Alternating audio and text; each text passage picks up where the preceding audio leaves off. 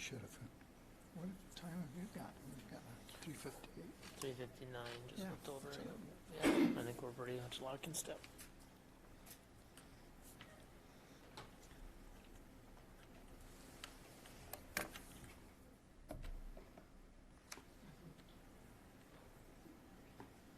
Paul must be at 5 o'clock. It's happy hour over there, Paul.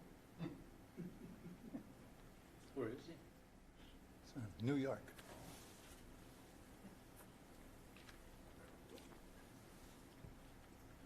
And Paul, can you hear us okay? Yes. All right.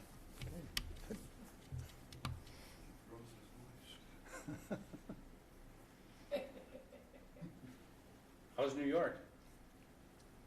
Awfully warm today. It's about 77, 78. Ooh. Any protests by you? What's that? Is there any protests by you? No, we're way up the Hudson. We're up in Westchester County, so we're doing pretty good up here. Nice. Okay, it being 4 o'clock, Monday, April 15th, I will call the meeting to order of the Marshfield Utilities Commission. We call the roll, Nate? So Eberl not here. Borgman, Here? Kapla, Here. and Miller present. Pacho not present. Tompkins. Here. O'Reilly. Here. Okay, thank you, Nate. Nick, was the meeting appropriately noticed? Yes, it was. The notice went out to the normal outlets like usual, so it was all set the way it was supposed to be. And just to note that Eberl and Pichel both indicated that they would be absent tonight due to conflicts. So. Okay, yep, thank you. Commissioner comments? Public Any comments? Public comment period. Public comment period. Number Yes, 3. I'm sorry. At this time, the commission president will recognize members of the public who have indicated a desire to address the commission. Upon recognition by the commission president, persons may take up to 3 minutes to address the commission, first stating their name and address, and the commission may take action on emergency matters introduced by members of the public. Do we have Steve? Thank you. I've always wanted to speak during citizen comments at some meeting, you know, call something. Thank you very much. I appreciate that. At your last regular meeting in March, you guys had a considerable discussion about the dividend issue, and my understanding is that the dividend has gone up quite a bit to, I think, almost $500,000 based upon the calculation. And I sensed a little bit of heartburn about how this is working out. I just wanted to touch base on it from the city's perspective. I had great conversations with communications with Nick and with President Evo about this as well. So thank you for your time in interacting with me. But I think that the dollar amount maybe is causing a little bit of thought as to how the PSC might view this for rate cases and that type of thing. From the city's perspective, we had a series of meetings last year. We thought this was all worked out with the new policy you adopted, and we adopted a companion policy that recalculated how the dividend was going to work. And that some years, the previous year it had been $287,000. Our understanding was that some year it might go up to 400 or 450. The next year might go down to 100 based upon the number of capital calls that came up during that year. So, it wouldn't be like the city was probably going to get a windfall overall. Some years would be higher, some years would be lower. So we weren't shocked to hear that it was over 400,000. And our thought has been from the way the discussions went last year that it was all based on the revenue being below the line. And we thought that you checked out with Boardman, your legal counsel and others, that it was all good. We don't want to mess up with anything that could cause you problems with PSC. That would be awful. That's not our goal. But we really need, I think, an understanding about how this is going to work. We need to plan for future budgets. We're about to talk about our 5-year capital plan, 5-year financial plan update. You've got things to think about in terms of seeing rate case go through expeditiously and properly. I'd like to see some of us meet on the side. Maybe there's no new information to look at. I'm not sure, but maybe we need to find a way to take PSC's temperature about this. That might sound scary to you, but I think we need some certainty. I feel like on the city side, we need some certainty about how this is going to work so that we have an understanding of what to expect. Not the dollar amount per se, but the formula being upheld. So my request would be that we can get a few of us off on the side having a meeting, just kind of informally and talk about it, see if there's anything we can do to try and get a little bit more certainty on the topic. Well, we appreciate that. Nick, I'm sure you've been in contact with the PSC regarding this, but at this point, there's not much we can do. We can certainly talk about it, but we have to be careful of the numbers that get together so that it doesn't become I'm not talking about quorum, I'm talking about maybe Nick and me and one or two people from Sure. both bodies, just to talk about the topic in general, and what might be possible to do more information finding if that's needed. And again, I don't want to push the wrong button, I know the sensitivity to how that can play out, but I think it's worth it. The one other thing I want to say, if you give me a quick second, is ultimately, the concerns about this money being used for economic development, I don't think, in a $26 million general fund budget, I don't think there's any problem we'd have showing that $500,000 was spent on economic-related things. The EDB budget is half of that, and then other things we do that clearly tie to downtown improvements and other things, I think would meet that criteria. So if that becomes an issue, I think we can lay that out for you. But again, just to get an understanding between us so that we're all good. Thanks, Steve. Thank you. Thanks, Eric. I do believe that by designating it as these funds as economic development does temper the objection that the PSC might have. So in that vein, we'll just move forward, I think. Don't you agree? And see what happens. Yeah, Steve and I can engage offline, if you will, and figure out the steps forward. I don't think anything's really changed from the meetings previous, but just to clear the questions, if you will, that some people have. Yeah. Ultimately, there's a risk, and unfortunately, that risk doesn't go away. That's always going to be out there. That hasn't changed through this whole process. So, but I think we can use some of the past to understand what that risk was in the past, and obviously that doesn't fully reflect the future, but we can understand that. So. If it's okay, I'll contact you, we can set up a meeting. Get a couple of folks together. Again, not a quorum or anything like that, No. anybody, but. Yeah. Yeah. Thanks, sir. Very good. Thanks, Steve. Thank you. Have a great day, guys. Are there any other members of the public who would like to comment? Any others? Staff comments. Do we have any? Yes, the two today. So Melissa, if you want to start. Sure. Just an update or a reminder that coming up is the Business Appreciation Brat Fry, and that this year will be on Wednesday, May 8th. And for those of you that aren't familiar with it, so a couple of years ago we transitioned to doing our Brat Fry as a business appreciation. So businesses can sign up. It's a pickup only. So we package, and the employers sign up for a time slot and the amount of brats that they need. We package it. They come to Wildwood Pavilion and pick up all of their brat chips, cookie, condiments, and take it back to their employees. So the sign-up information is in the customer connection newsletter, but it'll start on Monday as well. It will start running then the next few Mondays in Mackey's Monday morning message. So those of you that are still connected with a business, I encourage you to, if it's your own business or a business you're a part of, to sign up. It's a free lunch on the utility as a thank you for our business customers. And then John has an update as well. I'm sorry. John? Yep. As you all know, we have a filter sand project going on at the water treatment facility, and we are halfway through that project now as of last Friday. We have 4 filter cells. We started with cells 3 and 4. Both of those have had the sand removed, nozzles replaced, sand replaced, and reconditioned with the potassium permanganate. And those are back online as of Friday afternoon, so we are at our 50% mark. We probably should be back online in full capacity with the plant in the first week of May. Okay, good. Thank you, John. Next item, presentation of audit, and that is done by... Yes. So Amber is here with us from CLA. So I guess I'll turn over to her to kind of go through the results. Are you guys good with me sitting here, or do you want me to? No, that's fine. Okay. So, so in your package should be a short 10-page PowerPoint that I'm just going to go over, and then if you have any questions, just let me know. So just go back to page 3 of it. It's our audit results and communications. This page summarizes all our required communications to the board under the auditing standards. So it starts out by saying we had an unmodified audit opinion, which is, quote unquote, a clean opinion, which is what the commission strives for. Based on our testing, which we do a risk-based audit.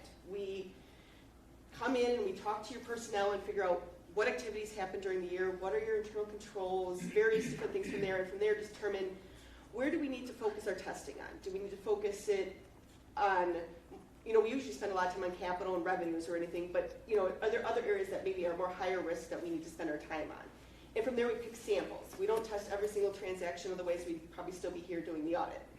It might never finish if we tested every single transaction. So we might test 40 disbursements. We might test 25 payroll transactions. We might test 10 work orders. It varies depending on the year and depending on the projects.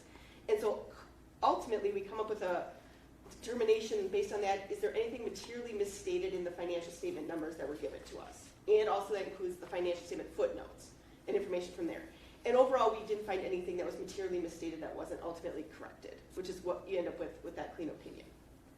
We follow generally accepted auditing standards and governmental auditing standards. When there's governmental auditing standards, that puts a little bit extra, where we ask more questions in terms of compliance with laws and regulations, whether it's bidding statutes or when you take out debt, have you followed all the different rules regarding that kind of thing? And so there's just additional questions from that perspective. In 2023, there was a new accounting rule that went into effect. It's called GASB 96, Subscription-Based Information Technology Agreements. And what that means is it took the rules for leases, so thinking that you're renting to use somebody's equipment, but instead of talking about equipment, it talked about software, when you're paying for in a multi-year agreement to use somebody's software. And ultimately, what it was looking for is, it really wanted to make sure the financial statement presented any long-term liabilities that might be out there. Where you may not realize that you've entered into a 5-year agreement when you entered into started to use this software versus that software kind of thing. And so ultimately, through the results of what Patty and her team did in our audit testing, there were 2 agreements, if my memory serves me correctly, that met all those rules. But ultimately, for various reasons, including the main one probably was that the PSC doesn't want some of these accounting rules shown, is that you did have 2 agreements that met these rules. So, and I believe the biggest one was the meter reading software. And so, you're in a multi-year agreement for that. And so there was a past adjustment for $225,000 roughly for the future payments of those subscription assets. And so there's a little paragraph in the government communication letter and in the management rep letter that basically just says that.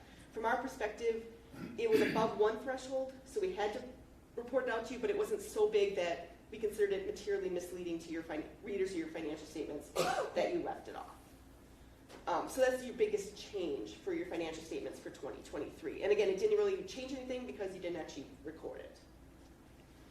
If I could add on Yep. to that just a little bit. So, GASB sets these accounting standards, and obviously CLA and others have to make sure our books are done to that. So for this particular one, leases, for instance, Moody's and other companies are rating companies, figure out risk. Leases is a risk that can obviously have an impact on someone's willingness to invest in a company. So that's really the back end on why we're doing this, why it's a part of it. And as Amber mentioned, it's met one threshold, but doesn't meet it to the second one. It's not really material in our organization, if you will, to anyone that's going to maybe issue funds to help with debt or something to that effect. So. Yeah, and I will say, like these subscription-based IT agreements, this standard is unique to governments. If you're looking at your own private business, you might see leases, but you're not going to see these subscription-based agreements. I'm not really sure why, but that's just the way the accounting standard people looked at it. So you're not alone in being the ones that passed on these adjustments.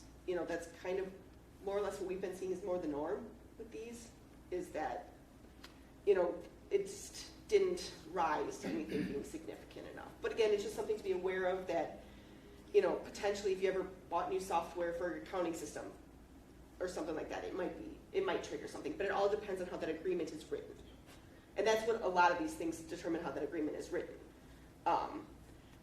Then in terms of internal controls, we don't necessarily do an audit of internal controls. We consider them in determining how much testing we need to do, but we don't do, test of 25 or test of effectiveness to make sure they're operating the way that you intended them to be. Overall, nothing's in our review of what you have in place, nothing stood out that rose in our mind to something that we needed to report to you as a finding, which is very consistent with the past few years, ever since we've taken over the audit. And there were no compliance issues noted when we did review those compliance with laws and regulations items. Any questions on that? Moving then to page 4, audit results for your electric utility operations. This kind of just summarizes your operating revenues and operating expenses for both 23 and 22. So you'll see operating revenues were down slightly from 38.7 million in 22 to 35.9 million in 2023. And this fluctuated basically because your operating expenses for purchase power fluctuated. Because you'll see down below in the operating expenses line, your power purchase last year was 25.7 million, and this year was $22.2 million.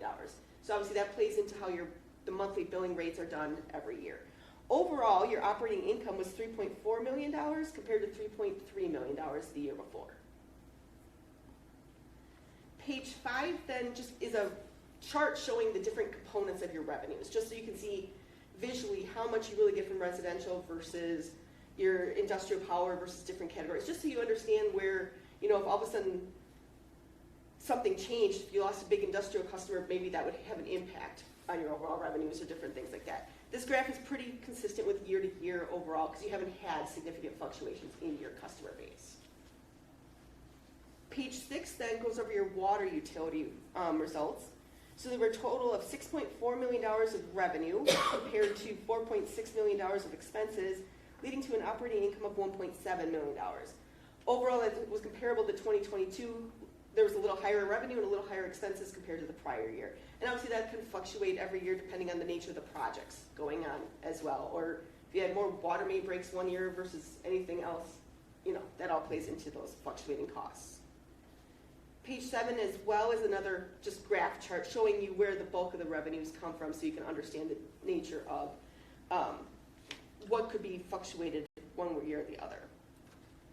Page 8 then is our rate of return analysis for both the water utility and the electric utility. And this table is a little complicated because the PSC has one way of looking at it, and then there's, kind of like with those leases and subitas, there's different GASB rules that account for it. So the top part is from your PSC report, and that's how they're calculating what their rate base is, what they're looking at. Then we take your operating income from the audit and we adjust for all the different items. So the PSC only looks at depreciation for utility financed plant. So we're adjusting for the depreciation on what was contributed here. Then there's some PSC authorized amortizations. So in your rate cases at times you'll go and ask for permission to amortize certain costs over 5 years rather where the proper accounting says you got to expense it all in 1 year. And so that's where some of those amounts come in here. So like for electric, that's part of the 50,000 here is part of that building amortization that was requested in the rate case. And also some miscellaneous things from the last rate case. The water utility, that's the tower painting, if my memory serves, for the last amount. Mm-hmm. And so there's just those timing differences there. The miscellaneous adjustments, that's just minor different things. But then you have your OPEB. So this is OPEB and WRS. So your pensions and your life insurance and your OPEB. PSC doesn't want the actuarial adjustments to be flowing through those numbers because they don't want to have some of these fluctuating numbers all the time. So we adjust for those. And you'll see there's some bigger numbers this year compared to prior years just because a lot of the actuary numbers that are used in those WRS and OPEB numbers are based on the interest rates out there. So as those fluctuate, that changes the actuarial numbers, which then changes your journal entries, which change all those amounts. Your revenue adjustments, those are timing adjustments. We're for December, and there's just a timing thing that we're picking up just to accrue for the differences. And then the tax equivalent gets treated differently. That payment that gets made to the city gets treated one way on your financial statements, but a different way to the PSC. So ultimately, your rate of return for electric utility was 5.34 this year compared to 3.02 last year. Still below your authorized rate of return, but again, your electric, that was your first part of year in 23. You haven't seen a full year of your new rates being reflected in that. And then your water utility had rate of return of 4.79% compared to 3.5 the year before. Again, pretty close to where your authorized rate of return is. for water. Any questions on that page? If not, then page 9 is just a 5-year chart of what your rate of return has been for the last 5 years. And you'll see where the decrease is water, and then when your new rate cases come, and now you're starting to reflect back up. And it's more, you guys are pretty proactive on your rate cases, making sure you're never dropping too far down. So it's not too much to worry about. But again, I think it's always important to understand where you have been and where you're going, kind of, at least projected from the history of those years. Any questions on that? Just to tailor on, or to take off on the rate of return, I guess the commission's policy has been to do rate cases more frequently. That way, if you do it more frequently, then the percentage increase is usually less. So that's being proactive that way. As you look at that chart on page 9, the red, which is the electric, you can see how it kind of starts at a high level, goes down, and pops back up with the rate case. That's how the PSC rate tariffs are set up. Basically, your revenue, you're fixing your rates that you're charging for your water and electric, and expenses keep going up. And as they merge, you get to a point where you have to do an increase in rates, and you create that thing. So the longer we can extend lower expenses or get more revenue, the longer you extend that, the longer we can go between rate cases. But that red line really denotes that's probably the typical pattern, is declines over time and ratchets up. The water one there in blue, in 21 and 22, that's kind of due to some of that water main replacement. If we don't spend everything, we have to carry it over, so that creates a little seesaw there, but ultimately it's still having a very similar profile if you take the impact of that out of there. Thank you. No worries. And I know it's sometimes, going back with that tower painting, sometimes that year can always make that chart go down too for a while. Page 10 is just comparison for your communications utility. You had $277,000 of charges for services in 23 and $100,000 of operating expenses. So you had operating income of $176,000, pretty comparable to the prior year of $153,000. Then on page 11, this is just one brief thing I just wanted to point out to the commission so that way you're aware of it, because there's always new accounting rules, always. And so this is, I don't really think there's going to be a lot of impact to your financials, but it's something to be researched, for the management to look into is, so GASB 101, it took a deeper dive into compensated absences and wanted to know, wants everybody to be more consistent in how they're recording, like when vacation accruals get recorded, when sick leave, when comp time accruals, various different leaves. And it could be something, it doesn't matter anymore whether or not you're getting a cash payout. It's just, is it going to be used?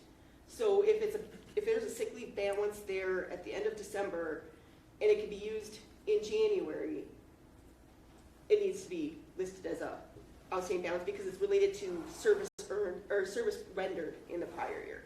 So it's just something to be aware of. This goes into effect for 24's financial statements. Just I don't really think there's going to be too much of an impact. I know I haven't had a whole lot of training on it. I'm supposed to get some, I believe, next month as we start rolling forward on some of this stuff. But don't be surprised if it actually is also talking, if you see comments in there about reviewing just what your policy says about military leave or just other different types of leave that you may not have ever historically tracked before. But again, maybe it's not even anything that changes differently in there. But again, something just to be on the lookout because it could impact some numbers. And with that, does anybody have any other questions for me? Any questions? I just want to dive into one detail just to get everyone on the same page, especially with some of the new members to the commission. So on page 8 of the rate of return that Amber went over, it's page 9 of the PDF. Towards the bottom it says total operating income per PSC. We've got the $3.2 million for electric and the $1.2 million for water. Now, those are some big numbers, but keep in mind that's income, that's not cash flow. Cash flow is a different number, so there you actually have to slide down to page 55 of the PDF.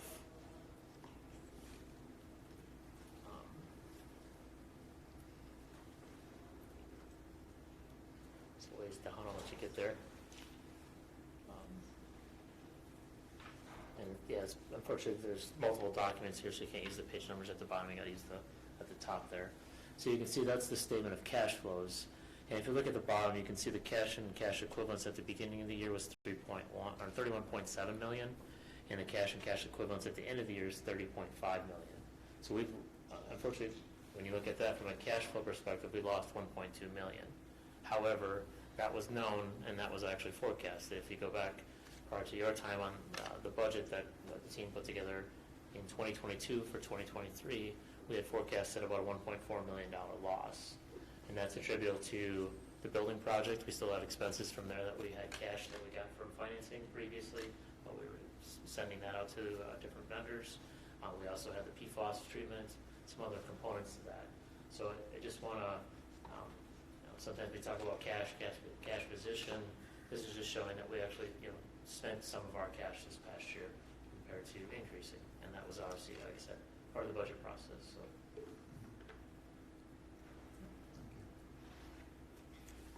There being no other comments or questions, I would seek approval of the audit. Need a roll call vote on it? Yeah, once you get the first and the second, yes. So moved. I'll second. Okay.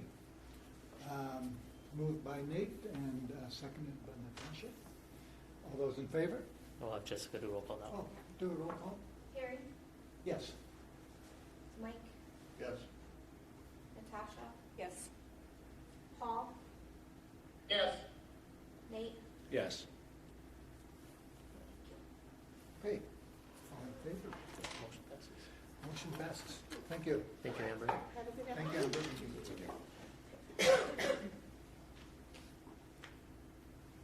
Okay. Item 6, safe drinking water loan closing documents for the PFAS facility. Yes, so back in January of 23, if you remember, we worked with the Department of Natural Resources and received a safe drinking water loan to help support the PFAS treatment facility. Now that the project is nearly complete, I think there's a few punch list items, but generally it's obviously in operation. We're looking to proceed with the closing documents. In the write-up, you can see that the total project cost was 1.55 million, and then the principal forgiveness is just over 1 million. And just a reminder that principal forgiveness is like a grant. So another way to think about it is for every dollar the project costs, we're only having to repay 30 cents. So it's obviously a very wonderful thing. So the loan will, as we all know, loan and debt can't be held by the utility. It's actually all in the city's name. So, and you have a governance document that indicates the commission should make approvals on these types of items before they go to the council. So that's why I'm bringing it here.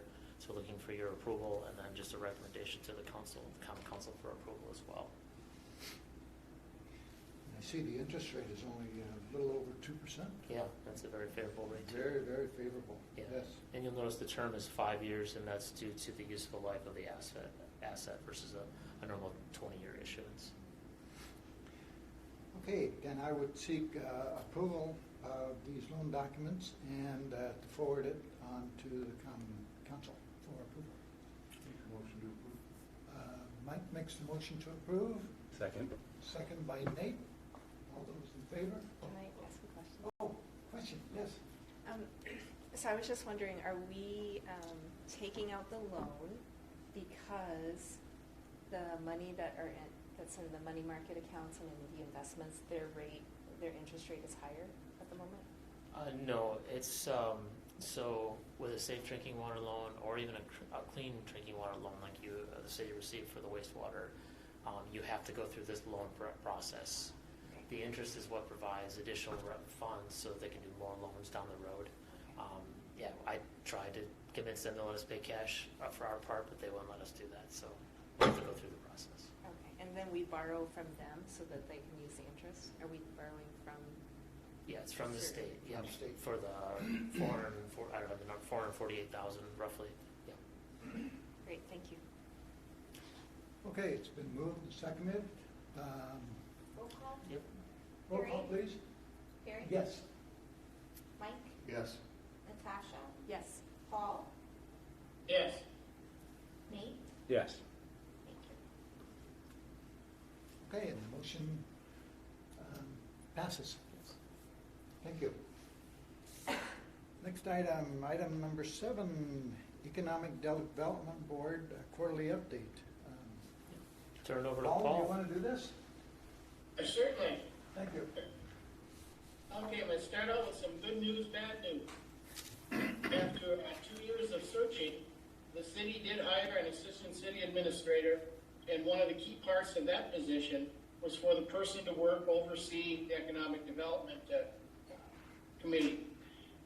Carrie Edmondson started work in mid-February, and that leads us to the bad news, which is Carrie resigned roughly at the end of March.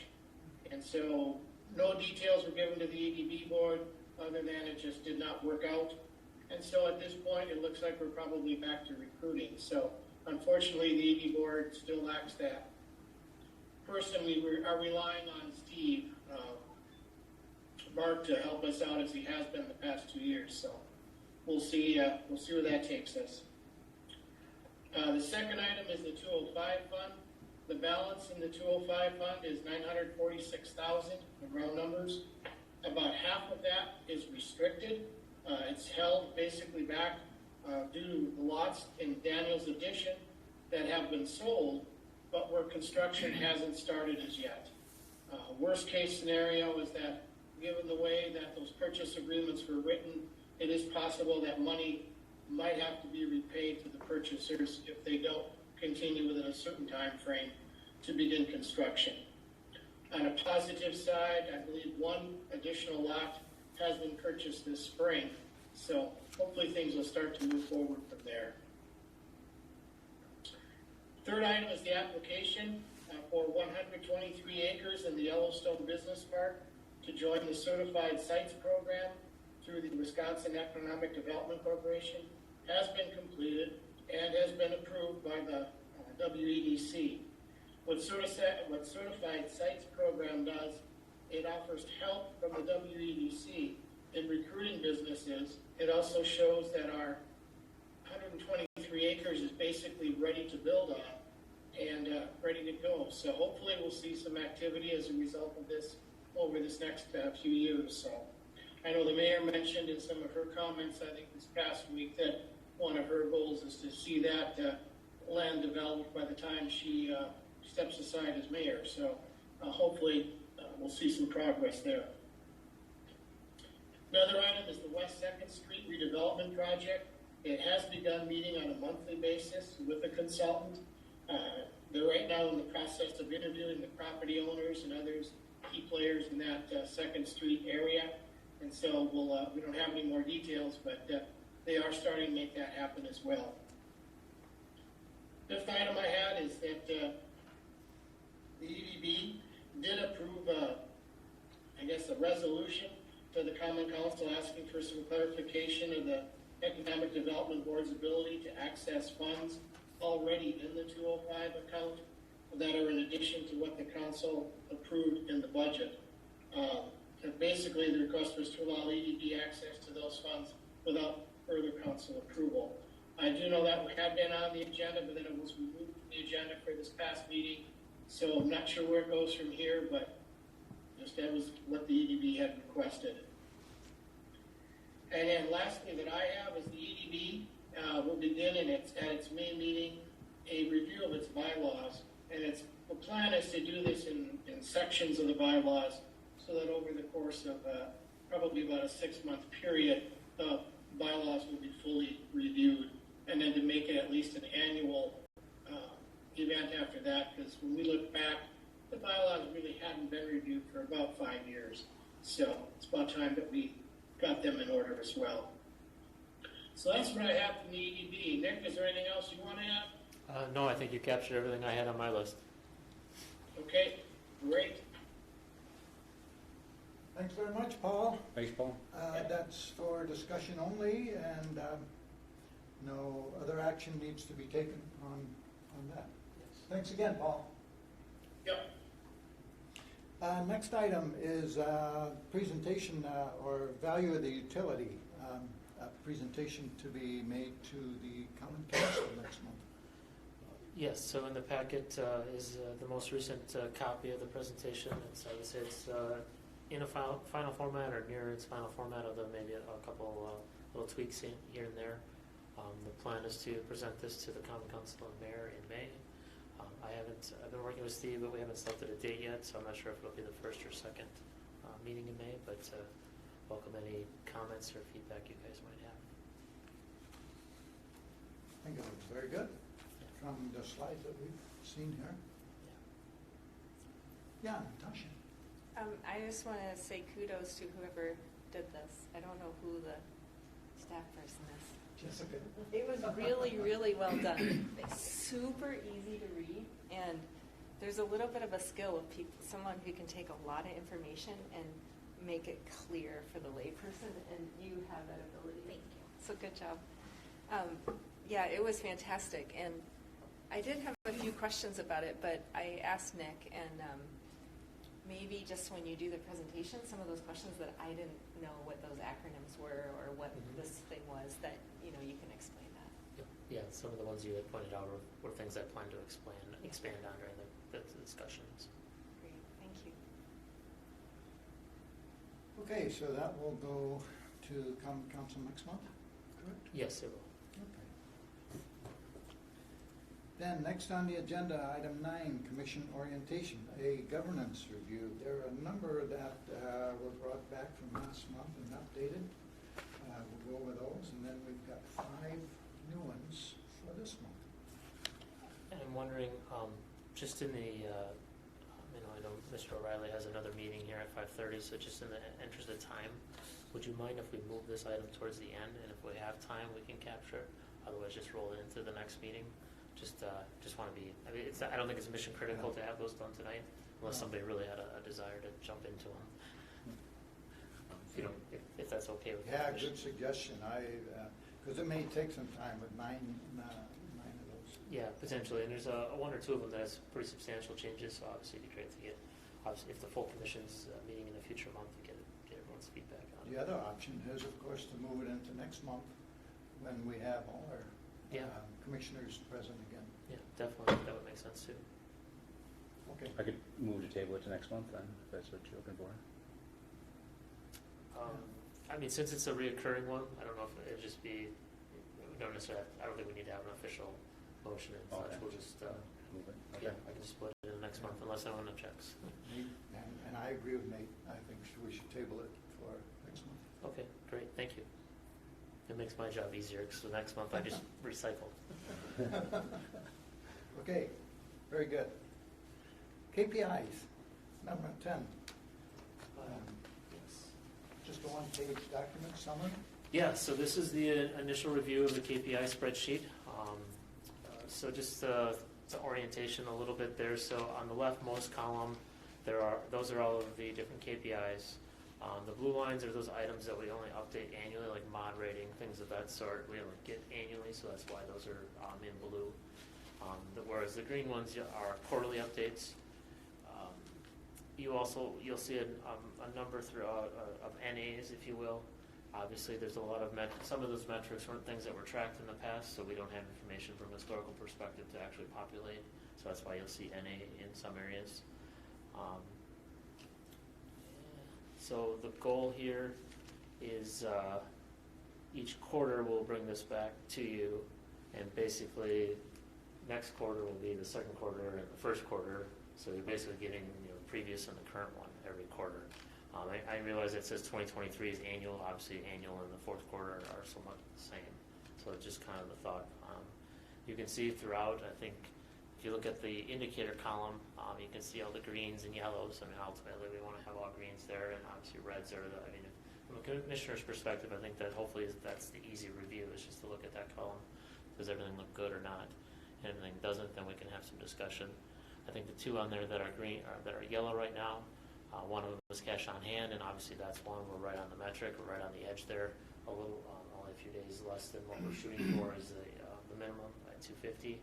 And we're obviously this, as you just saw in the audit report, we lost some cash, if you will, in the year. As we go into this year, we're hoping to build some cash, so that should help stabilize that a little bit as we go forward.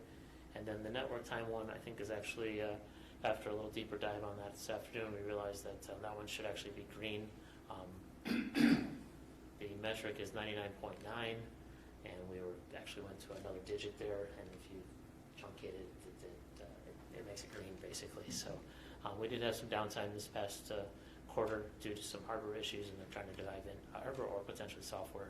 So they're diving into to try to figure out what that is. But ultimately, everything else, as you can tell, is doing well. So welcome any questions you might have. Welcome feedback on the format or the layout or anything you guys might have to make it more user-friendly for you in the future. I think the colors are very user-friendly, thank you. This is all in Excel, so that's why it's, that makes it easy for us to import it and update it every quarter. Still, it's a lot of work. We appreciate that. Yeah. It's good information to track. Any other comments, questions regarding KPIs? Okay, thank you, Nick. Moving on to item 11, M1 analysis. So the M1 analysis is something that we provide annually. I know at first glance it looks a little complicated, maybe not quite as bad as the audit, but quite a few numbers there. However, essentially, I think high level, what you're looking at is making sure the revenue exceeds the expenses, or making sure at the bottom net cash flow is positive. And if that's the case, then that's a benefit to our customer. So just kind of diving into it a little bit.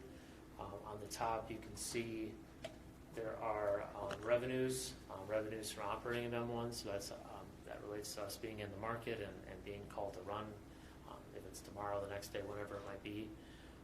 Capacity revenue is a component within the MISO that we right now have a bilateral contract that provides that revenue. Reactive power is something that sunsetted in 2022, so we won't see that going forward. That was something in MISO as well. You can see the total there, and then you can see the cost savings. So on our power bill every month, we're getting a credit, if you will, for as you can see the number there. All of that revenue isn't something that comes into I guess it comes to the utility, but ultimately it's dispersed to the customer base. We have on your power bill every month, there's that power adjustment, PCAC, power cost adjustment clause. That gets, that's basically taking all the expenses for purchase power, and if we get any revenue, we net that against. And then that's how it flows back to the customer base. You'll notice for like the last 6 or 7 months, I believe that charge, if you will, has been a credit on your power bill, so it's a good thing. So you can see the net of that is around $8 million. Although that is the expenses, generally all those expenses are in the rates too, so you're paying that side of it as well, because that's what we need in order those expenses. We need revenue to offset those expenses from our customers, and that's used to operate the plant, pilot, property insurance, and so on. And then at the bottom you can see the net is a positive of income at $5 million or $4.6 million if you look at net cash flow for 2023. So those are dollars that plant offset that otherwise, if we wouldn't have had, our customers would have had to pay through their purchase power cost. So it's a pretty sizable amount when you look at a $25 million overall power bill. $4 to $5 million. I mean, it's representing 20-25%. So it's a nice little reduction that ultimately again goes back to the customer base. So this is just showing the positive attributes of owning generation. We'll welcome any questions or comments you might have. Where would customers see that on their bill? Like, what would it be labeled as for the savings? It's power cost adjustment clause. I think it actually says it's written out, or is it PCAC, Joe? Do you know? I'm pretty sure I think it has the words out, power cost adjustment. You'll see it. And if you look at the last 6 months, you'll notice that's a credit on your bill and not a charge. Okay. And when it's the purchase powered savings that's in here for the $7 million,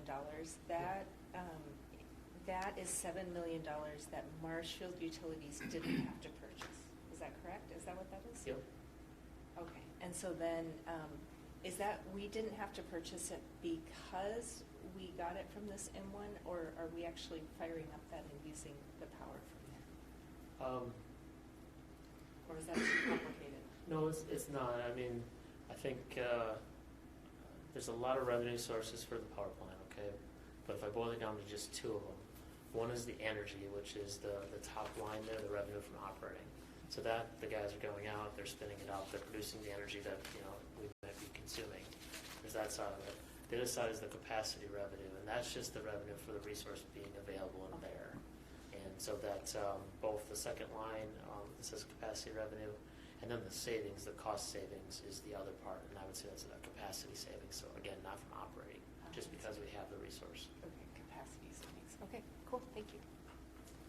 And again, the M1 is that big turbine that's situated on Veterans, right near Yellowstone Drive? Yeah, right by the wastewater treatment That's where plant that's there. located. Yes. I'm sure there's a lot of people who aren't aware of that. Yeah. Do Nate? you, if you don't know the answer, it's fine, but do you remember what the cost of the M1 was when we initially built it? Well, it was a green site, and we had to also install a transmission and substation. I think we were upwards of 35 to 40 million in total. I want to say the power plant was somewhere in the 25 to 30 million, roughly, of that. Okay. Yeah. So about 10% return is kind of what I was trying to Good figure return, huh? out. Yeah. Yeah. That was a good decision. Yes. Years ago. Yes. Okay, moving on. Voltage regulator recommendations, item number 12. Yeah, so you might remember a few months ago, we did a substation breaker purchase.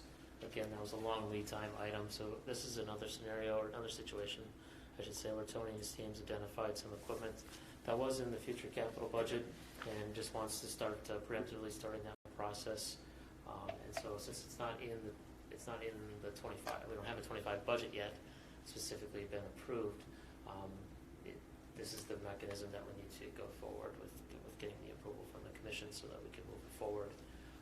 The next agenda item when we get the job orders will be the job order where we'll actually charge the cost to, and then in the 25 budget we'll also include these items if it's approved. So voltage regulators is we have about 55 of them I think on our system in total. They're what ensures the power quality coming out of the substation is good for the first customer on the line or the last customer on the line. They help regulate it. The ones that these will be replacing are we have one set of like midline, if you will, so they're not at the substation, they're out halfway into the field. And this would replace that set that's of age and getting near the end of its life. So you're looking for approval to order this now? yes, sorry, thank you. Yes, looking for approval to move forward with the voltage regulator purchase. With installation in 25, right? Yeah. Okay. Move to approve. I'll second. Okay, it's been moved by Nate and seconded by Natasha. I need a roll call vote. Yep, Harry, Yes. Mike, Yes. Natasha, Yes. Paul, Yes. Nate, Yes. thank you. Okay. Thank you. And motion passes. Number 13, job orders. Yes, so there's one for approval. So it's job order 7496. This is for the purchase of 3 voltage regulators. So this is the complement. As you know, the job order is something that we use to capture the cost. It's an internal tracking mechanism. So this job order is for a total of $137,503, which includes the purchase price that we just talked about, and then a little bit of labor time for the guys to offload and install and such. So looking for your approval. And that would be for the Howard Is that, yep. regulators? Yes. Yeah, the low bid. Yeah, the lowest price. Okay. Seems to me a few months ago, we picked on the Siemens. Siemens was Per breaker, yeah. Oh, It's yeah. interesting how things seem, how they compete. But I mean, they really do. When we talk to some other utilities out of Iowa, it seems like it just bounces back and forth.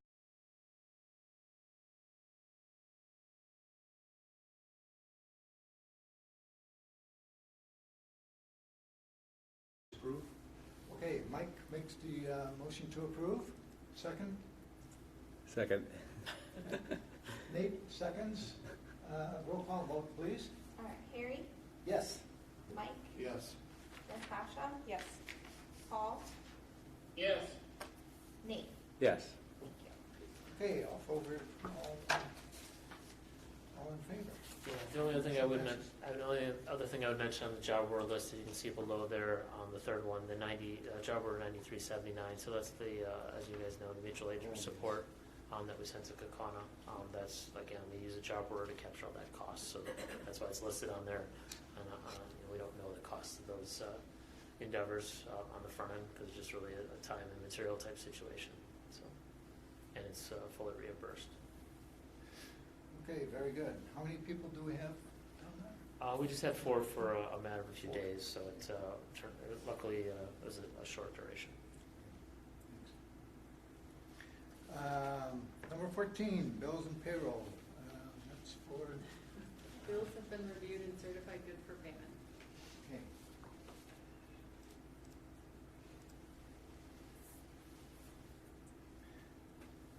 Next item?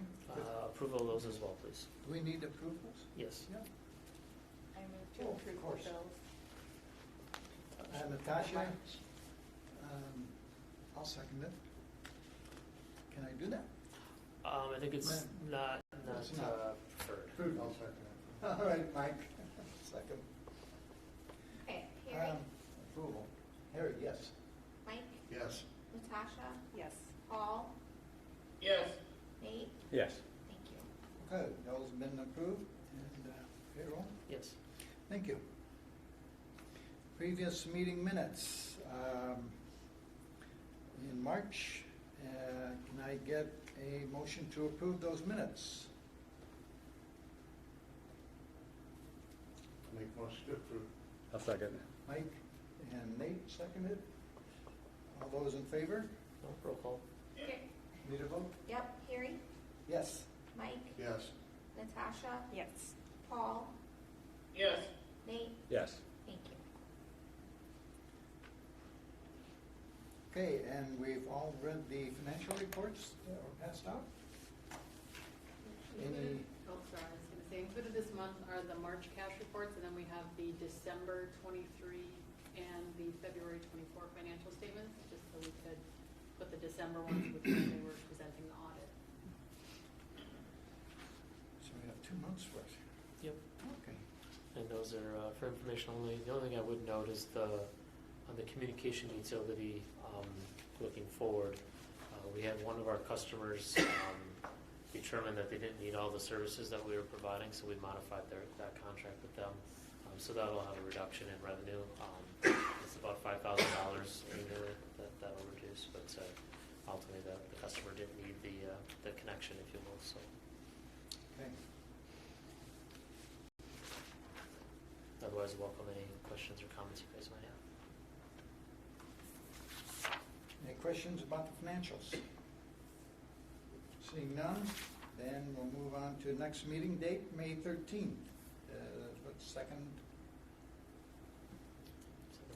Second Monday in May? Yes. Okay, and with that, I will seek a motion to adjourn. Motion. Mike makes the motion. I'll second. Natasha will second. All those, do we need a, Yep, Harry, Harry? Yes. Mike, Yes. Natasha, Yes. Paul, Yes. Nate, Yes. thank you. Very good, thank you, and we are adjourned.